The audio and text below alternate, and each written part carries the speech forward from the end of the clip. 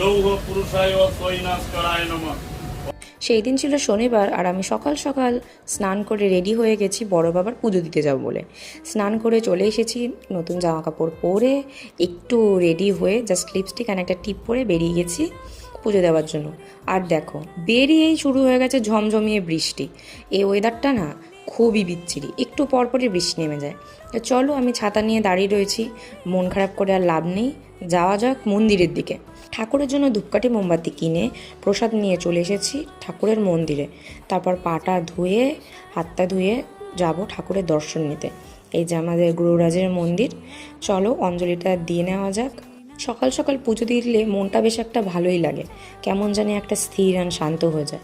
আমার অঞ্জলি দেওয়া হয়ে গেছে, ঠাকুরমশাই বললো ধূপকাঠি মোমবাতিটা বাইরে জ্বালিয়ে দিতে। তারপর আমি ধূপকাঠি মোমবাতিটা জ্বালিয়ে ঠাকুরের একটুখানি আরতি করে চলে এলাম বাইরে মোমবাতিটা দিতে। ঠাকুর যেন সবাইকে ভালো রাখে, মঙ্গল করে, এটাই কাম্য করব। এই যে আমাদের গ্রহরাজ, মা কালী, লোকনাথ।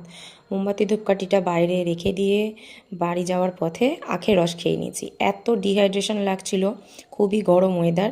আখের রসটা খেয়ে চলে এসেছি বাড়ি। অ্যান্ড লাঞ্চে ছিল বৃষ্টির দিনে গরম গরম খিচুড়ি অ্যান্ড আলুর দম।